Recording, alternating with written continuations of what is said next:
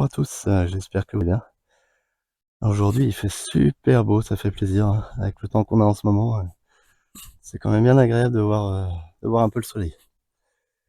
Alors, on est mi-décembre et je voulais vous faire un petit tour au potager. Ça fait longtemps qu'on l'a pas fait, donc il y a pas forcément beaucoup de choses à voir en cette période, mais voilà, je me suis dit que comme ça faisait un moment, qu'il fait beau, bah, je vais vous parler de 2-3 petites choses, notamment des bâches, hein. Vous voyez qu'il y a des bâches là et je vais vous expliquer un petit peu ce que j'ai fait. Depuis tout ce temps, alors il y a pas voilà, on va dire entre 2 pluies, vous avez vu quelques vidéos de récolte, mais voilà, il y a eu quelques petits changements aussi que je vous ai pas montrés et puis on va en profiter pour regarder quelques petits résultats, sur les engrais verts, même si, par endroits j'ai dû les enlever ou on va dire oui, ouais, les enlever, voilà.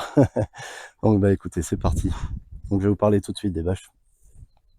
Heu, D'abord ici, en fait, alors j'ai laissé le grillage, hein, je me suis pas embêté, hein. On n'est pas sur la chaîne des fainéants pour rien, mais je le déplacerai sûrement quand je réinvestirai les zones de culture. Mais pour l'instant, je le laisse. Et ici, je me suis contenté, en fait, sur les zones où il y a des bâches.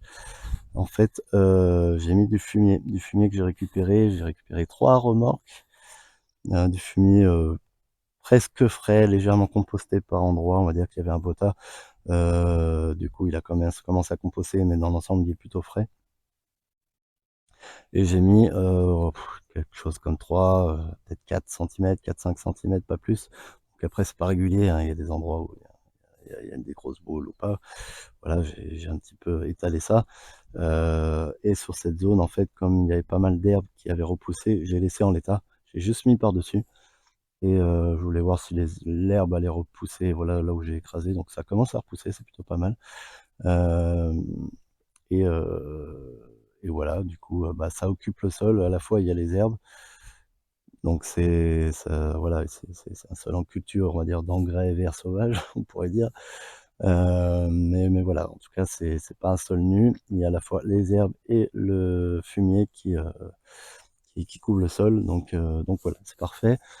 Et ici, du coup, j'ai fait la même chose, j'ai mis du fumier et j'ai recouvert de bâches, sauf sur cette parcelle. Alors on va y venir, là, celle qui est devant moi.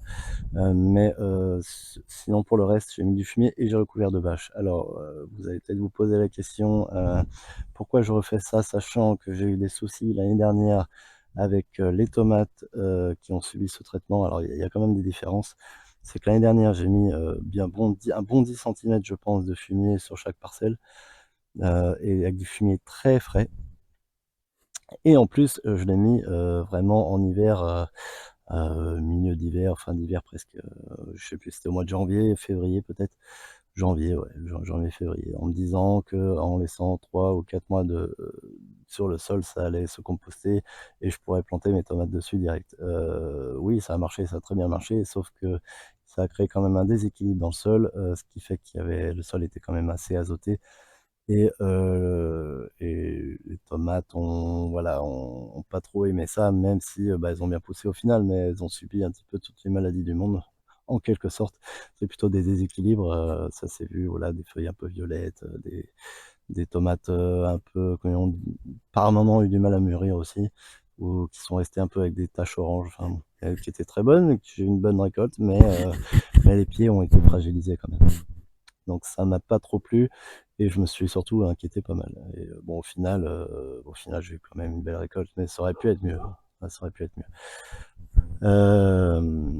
Qu'est-ce que je voulais vous dire? Oui, alors, du coup, oui, cette année je remets du fumier, mais c'est voilà, c'est pas du tout dans les mêmes circonstances, ou du moins j'ai diminué la dose et je l'ai fait beaucoup plus tôt, donc ça devrait le faire.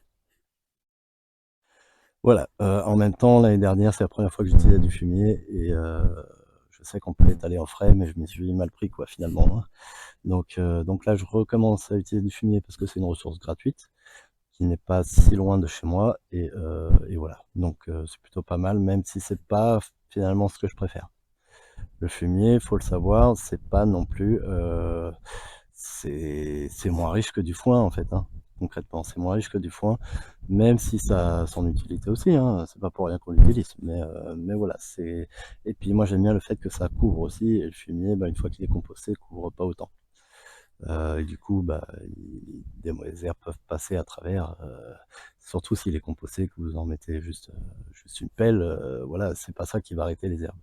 Alors que le foin ou même de la paille, si vous en mettez une couche suffisamment épaisse, bah, vous avez à la fois, le couvre-sol qui limite les herbes et aussi, qui laisse l'humidité un petit peu plus, au niveau du sol, on va dire, contrairement à un sol nu. Alors, bref, voilà pour l'explication.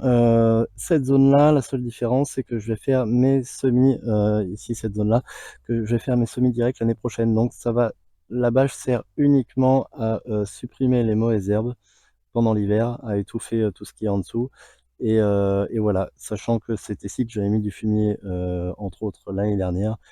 Du coup, le sol est quand même relativement riche, sachant que j'avais mis une belle dose et peut-être même trop, donc voilà.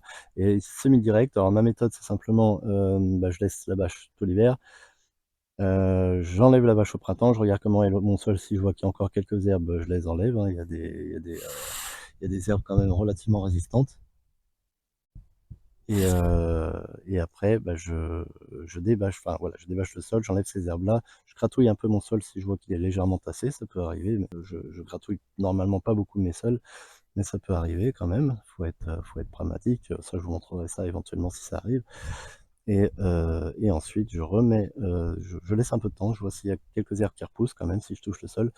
Si c'est le cas, je remets la bâche, donc ça arrive souvent, hein, que l'herbe, il y a des semences qui restent au sol, du coup je remets la bâche, j'étouffe tout ça, j'enlève la bâche et je sème, voilà, sur cette, 2e fois où j'enlève la bâche, je sème derrière.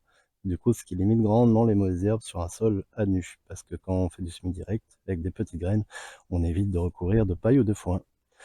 Alors, je vous ai pas parlé non plus de cette parcelle. Bon, il y a pas grand-chose, hein, mais juste pour refaire un petit point vite fait, bah, je récolte quelques betteraves de temps en temps. Je voulais tous les récolter d'un coup pour faire des conserves, mais j'ai pas eu le temps, concrètement de faire ça et comme c'est un légume qui peut rester longtemps en place, l'hiver, je laisse et en fait ce que je fais, c'est que j'en prends une de temps en temps, je la mets dans la cheminée et puis on la mange le lendemain. Là, il reste des carottes, alors c'est que des petites carottes, hein, j'en ai récolté un peu l'autre jour, vous avez vu, on va je vais sûrement, tout récolter d'un coup, je pense et faire un plat parce que vu comment elles sont ridicules, voilà, voilà. Donc là, j'ai pas fait grand chose, j'ai juste, bah, non, j'ai juste remis un peu les restes de culture, mais il va falloir que je fasse quelque chose. C'est vraiment la dernière parcelle finalement où je m'en suis pas occupé, sachant que là, il y a les crônes du Japon qui sont là-dessous et j'aimerais bien les virer en fait, j'aimerais bien les ils me plaisent pas ici, ils me gênent plus qu'autre chose. Donc je les mettrai peut-être, à un autre endroit du terrain, je reprendrai et puis je la mettrai ailleurs. Sachant que de toute façon, enfin je trouve ça un peu galère. Ça fait des petits tubercules qui sont très bons, mais je sais pas, c'est un peu trop petit en fait, faut aller à la pêche et tout, c'est un peu casse-pied. Bref, je vous en ai déjà parlé, donc je vais pas m'éterniser dessus. Ce que je voulais vous montrer ici, alors je peux pas vous montrer les résultats ici, mais si vous vous rappelez, j'avais fait des tests d'engrais verts, donc je voulais vous en reparler là. Et ici, il y avait, les restes de fumier, de paille. Du coup, j'avais balancé les graines, pour rappel, moutarde, avoine et fèves. Et bah, là, vous allez me croire sur parole, mais bah, tout a poussé plus ou moins. Alors, donc voilà, mélangé à d'autres herbes, donc je crois que c'est comment? Les fèves s'en sont bien sorties, c'est la moutarde qui se fait un peu étouffer par d'autres herbes parce que, bah, il y a entre l'avoine et puis les mauvaises herbes qui commençaient à pousser, bah, elle a pas eu le temps de pousser la moutarde. Mais, on voit, je peux vous montrer ici par exemple, malgré le fait d'avoir mis le fumier, il y a quand même quelques restes. Donc, bon, il y avait de l'avoine et de la moutarde aussi. En fait, j'aurais dû vous montrer tout ça en vidéo, mais du coup les tests, vont pas être très parlants parce que je peux pas vous montrer grand chose, mais on retrouve quand même, vous voyez, les fèves. Alors elles, malgré que j'ai mis le fumier, bah, elles sont, voilà, elles sont quand même, voilà, il y en a plusieurs là, vous voyez? Il y en a une ici, il y en a plusieurs, donc elles sont quand même là.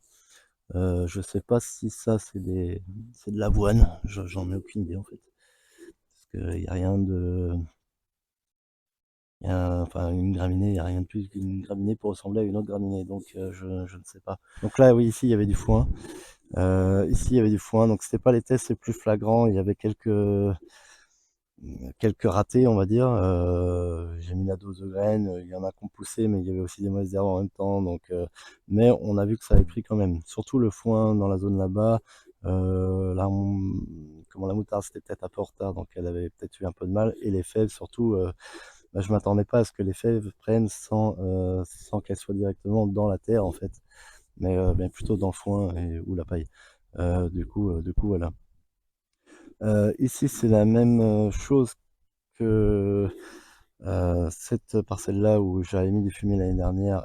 Ah non, ici j'ai bien mis du fumier. C'est là où j'avais mis du fumier l'année dernière. Donc ici, j'ai rien fait. Donc là, comme les autres parcelles, fumier plus bâche. Du coup, pour rappel, la bâche pour tuer les mauvaises herbes et voilà, simplement. Et puis pour réchauffer le fumier aussi. C'est-à-dire que comme il fait froid, le fumier va se décomposer un peu plus vite sous la bâche. Donc ça, c'est pas mal. C'est à ça que me servent les bâches. Et aussi, ce que je vous ai pas dit sur les bâches. Maintenant, parlons un petit peu des bâches au potager. Moi, je trouve ça plutôt très utile d'avoir des bâches, d'utiliser des bâches au potager, sous certaines conditions. C'est-à-dire qu'il ne faut pas, à mon sens, les laisser constamment au potager. Je suis pas un grand fan du plastique, en fait, et surtout ramasser des petits bouts de plastique comme ça à droite à gauche dans le jardin parce qu'on a oublié, je sais pas, un pot, ou on a oublié quelque chose, ou simplement des déchets qui viennent non de sait où. Même des fois, je fais des trous, je trouve des déchets, surtout près de la maison, parce que vous imaginez, avec la terre de remblai, c'est plein de cochonneries en dessous. Du coup, voilà, parce que les gars qui font les maisons, bien sûr, font pas forcément gaffe à ce qu'ils y mettent. Donc, j'ai même trouvé une poêle près de la maison, je peux vous dire, un grand n'importe quoi. Et puis plein de déchets plastiques, bien sûr, d'autres choses, enfin bon, bref. Je passe les détails. Et du coup, les bâches au potager, je trouve ça très très utile, par exemple là, dans ce cadre, de tuer les mauvaises herbes, ou simplement le fumier en question que j'ai mis en dessous, qu'il est moins froid et qu'il se décompose plus vite, en fait. Parce que là, par exemple, typiquement avec le soleil, ça se réchauffe quand même bien en dessous. Et voilà, on va dire la vie va décomposer un peu plus vite le fumier, et ça sera plus rapide et prêt pour la belle saison, pour cultiver. Voilà. Donc c'est en ça que je trouve intéressant. Maintenant, j'irai pas mettre une bâche, sauf de rares exceptions, toute l'année. Vous avez peut-être vu une bâche, par exemple pour les courges cette année, donc c'est bien resté 6, 7, peut-être 8 mois sur le sol. Et à mon sens, ce sont des exceptions. Là, je mets des bâches uniquement quelques mois à l'hiver, voire peut-être 2, 3 mois minimum, même des fois moins que ça, jusqu'à 4, 5, 6 mois peut-être pour certaines. Alors c'est pas ce que je trouve le plus esthétique, mais bon, en même temps, en hiver, je suis moins au jardin, donc ça me va bien comme ça. Autre chose, il y a pas mal de chaînes YouTube, notamment une dont je ne citerai pas le nom, qui nous dit clairement que ça ne laisse pas de déchets, que ça s'abîme pas.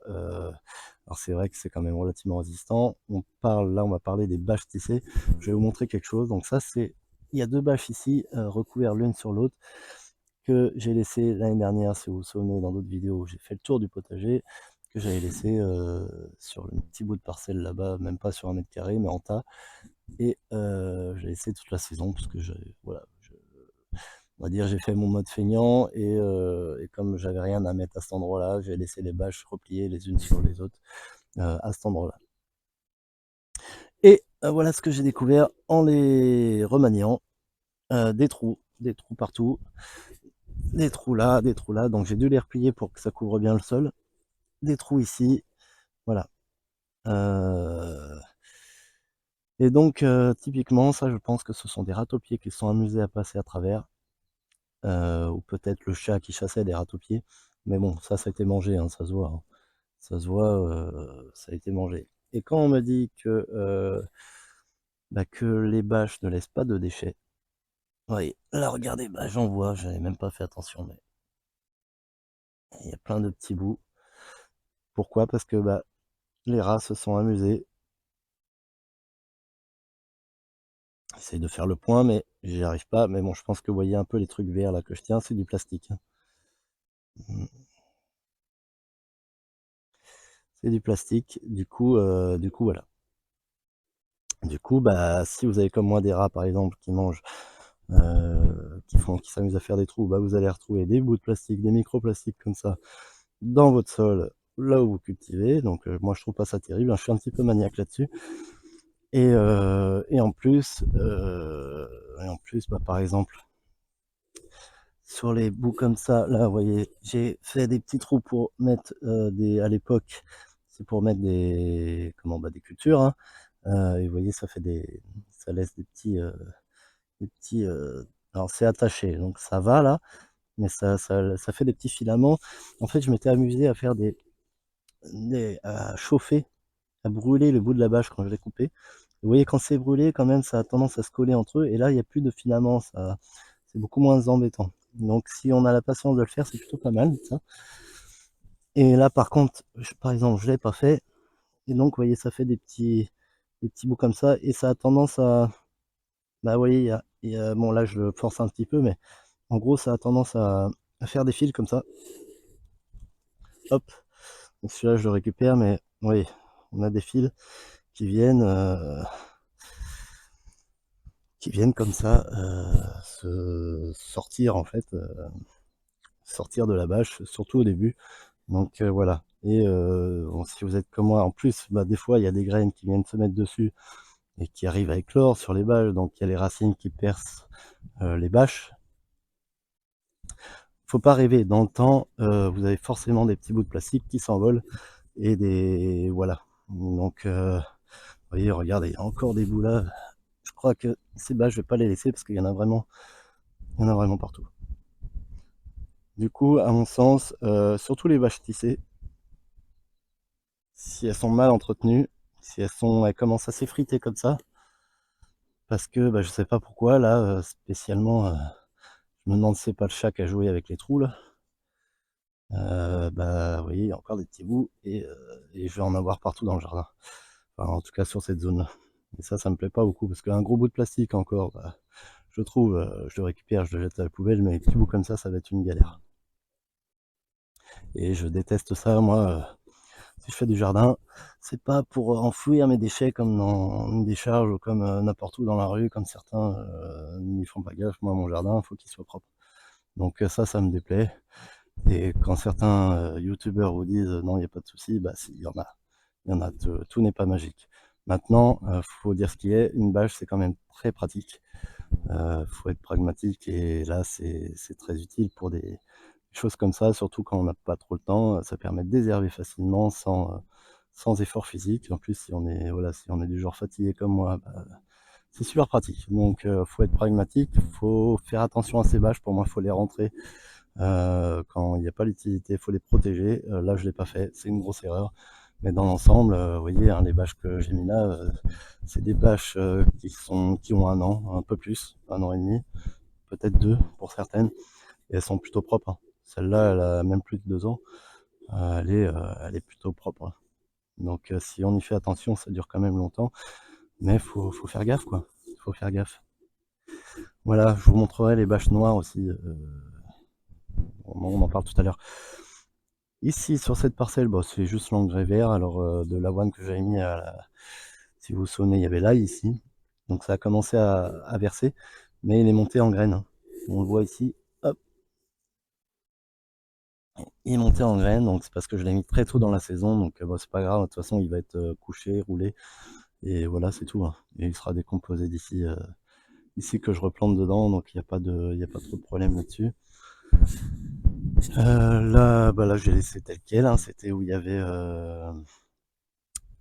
les fèves, les poils l'année dernière. J'ai pas touché, je me suis dit: «C'est en l'état», j'ai juste, nettoyé. Pareil là, l'avoine que j'avais mis pour compléter par rapport aux herbes qui avaient repoussé aussi, donc il y avait les oignons à la base, bah, ça est monté en graines, il y a pas de mal, mais tout est on voit presque plus les parcelles, hein, mais là, il y avait une parcelle, là, il y avait une parcelle. Donc le but, c'est justement que tout soit couvert pendant l'hiver. Si je ne cultive pas, faut qu'il y ait autre chose, que ce soit des mauvaises herbes, entre guillemets «mauvaises», ou de l'engrais vert, peu importe. Ici, on voit en bout, je sais pas si vous les voyez avec le soleil, mais c'est les blettes, hein, elles font leur petit bonhomme de chemin, il y a pas de souci, elles sont très belles. Je viens de récolter de temps en temps, que ce soit mes parents ou moi, on vient cueillir de temps en temps. Donc là, il n'y a pas de problème. Là, c'est là où j'avais mis aussi du fumier, comme la parcelle où je vais faire du semi-direct. J'avais mis du fumier aussi ici. Il y avait des tomates aussi. Et bien sûr, j'en avais mis beaucoup trop. Donc là, j'ai juste quelques poireaux qui se battent avec les mauvaises herbes. En fait, je vais vite les récolter, ceux-là, donc je m'embête pas, ils vont finir dans la soupe. J'en ai d'autres devant le potager. Et pareil, je laisse l'herbe réinvestir et je mettrai sûrement une bâche pour tuer tout ça dans quelques temps, une fois que j'aurai récolté on va dire pour préparer la zone, mais je ne suis pas pressé. Voilà, on va dire pour tuer des herbes, si c'est juste pour planter, je sais pas, des tomates par exemple, ou faire, si c'est pas du semer direct, moi je peux tout à fait mettre une bâche ou même un paillage naturel. 2-3 mois avant, c'est largement suffisant. Le fumier, c'est autre chose, surtout le fumier frais, c'est pas, faut prendre un peu plus de temps. Euh, c'est pas gênant de mettre un paillage autre naturel du moment qui se dégrade lentement pendant la belle saison. Hein. Faut juste avoir conscience qu'il va se dégrader plus vite en automne ou au printemps. C'est tout. C'est tout. Et puis ça va dépendre du paillage, bien sûr. Hein. Si c'est un paillage plus ou moins ligneux ou si c'est juste du gazon, par exemple. Un gazon va se dégrader très vite. Sauf si vous en mettez une couche de fou et qu'il est déjà assez sec. Mais bon, généralement, le gazon, il minue très vite quand il est sec, donc il faut vraiment beaucoup de doses. Donc c'est pour ça que je mets du foin, c'est entre deux, c'est entre la paille et le gazon, donc c'est plutôt bien. Je trouve que c'est un très bon équilibre le foin. Là, je sais pas pourquoi je vous filme ça, il n'y a pas grand chose à voir. Tac, tac, tac. Ici, c'était mon test d'engrais vert sous les résidus de maïs et vous voyez que ça a très bien poussé à part des zones qui sont un peu plus dénudées parce que j'ai du mal à éparpiller les semences, mais dans l'ensemble on retrouve les fèves, vous devez les voir là, les fèves ici, tac tac tac, on retrouve le foin pareil, vous devez les voir ici, pas le foin, l'avoine pardon, et on retrouve la moutarde. Du coup, ici, j'ai pu cueillir, ramasser un brocoli déjà qui était en avance par rapport à ses compatriotes. Et je vois à l'instant, je l'avais pas vu, mon premier chou romanesco. Ah, il est beau. Enfin, premier de l'année, hein, je sous-entends. Et je vois qu'il y en a d'autres. Il y en a un là, je les avais pas vus, donc ça c'est super.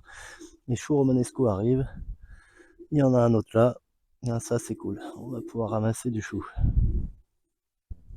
Le brocoli, je sais pas si c'était le seul, parce que comme j'ai eu quelques pertes au début, euh, mais j'en ai pas vu d'autres, donc je pense pas qu'il y en ait d'autres. Ah, il y a un petit là. Un petit. Ah non, du romanesco aussi. Non, je sais pas. Là, je sais pas s'il y a d'autres brocolis.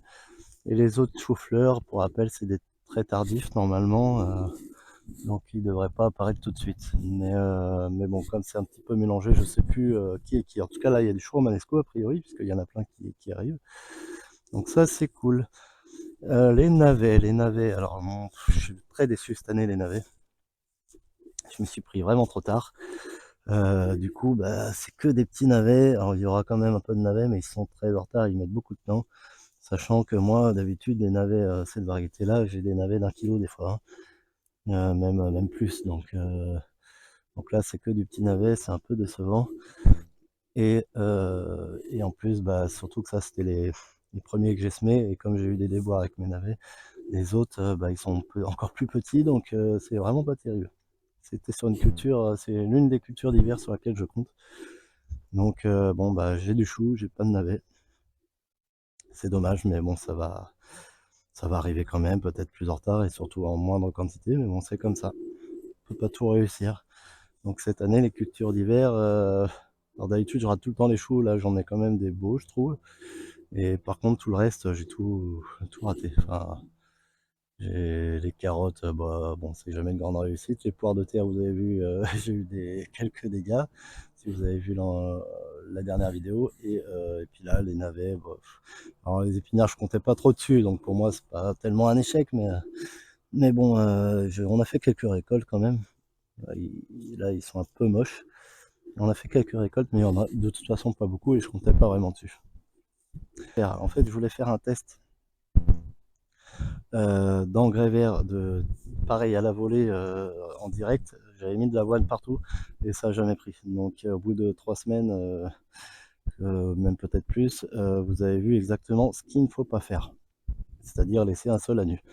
Du coup, dans l'urgence, entre guillemets, j'ai pété ma botte de foin et j'ai mis du foin partout. Comme ça, le sol est couvert, ça va l'enrichir tranquillement pendant l'hiver, le printemps. Et l'année prochaine, je me suis décidé, je vais mettre les patates douces là. Je vais mettre les courges là. Et je vais mettre les patates là. Je voulais faire une quatrième zone en mettant des haricots, mais il y a quelque chose dont je suis pas sûr. J'aimerais faire le test et je vais faire le test sur mes petites parcelles plutôt que de recréer une zone, me fatiguer à faire ça, sachant que on va dire que j'attends un certain résultat et je suis vraiment pas sûr de l'avoir. Donc, je vous expliquerai ça la belle saison, mais pour l'instant, finalement, je reste comme sur cette configuration là. Et voilà. Et pareil pour les petites zones, finalement, je voulais retoucher. Alors, je vais sûrement retoucher quelques trucs, mais je vais pas faire autant que ce que j'imaginais au début. Voilà, c'était juste pour vous dire ça. Vous avez vu, je vous ai pas montré, mais le tas de fumier, il est juste derrière là. Donc, on dirait pas, il a bien diminué, mais il y avait 3 remorques là-dedans, hein. Plus que j'ai déjà emprunté, mais là, en l'espace de, ça fait 15 jours, il a diminué un petit peu, hein, mine de rien déjà.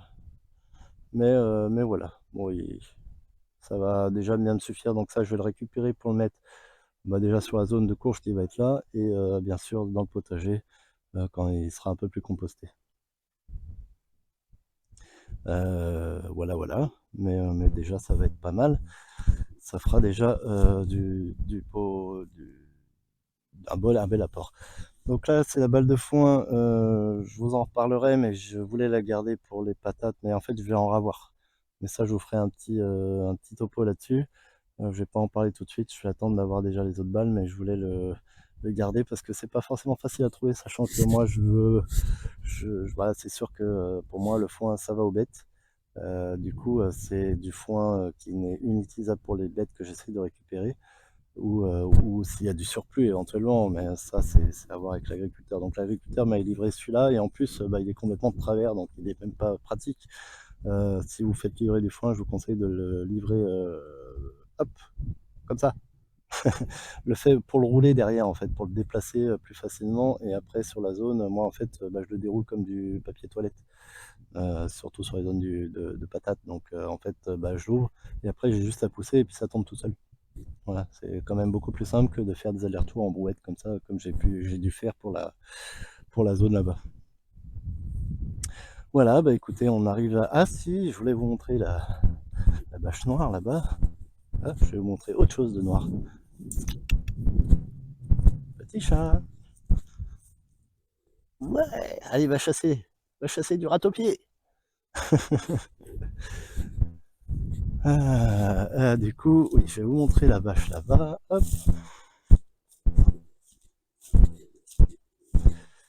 Et la bâche là-bas, je sais pas si je vais trouver ce que je veux, mais ça, c'est un autre type de bâche que j'utilise depuis un peu plus d'un an maintenant, que je trouve presque mieux que la bâche TC. Alors, le désavantage, c'est qu'elle laisse pas passer l'eau. Mais l'avantage, c'est qu'elle laisse pas ressortir l'eau. Donc, à utiliser avec parcimonie de la même manière, hein, parce que si vous le laissez trop longtemps sur le sol risque de se tasser, il va manquer d'oxygène, etc. Quoique après ça se discute, mais surtout si vous avez des grandes surfaces comme là, il faut se méfier.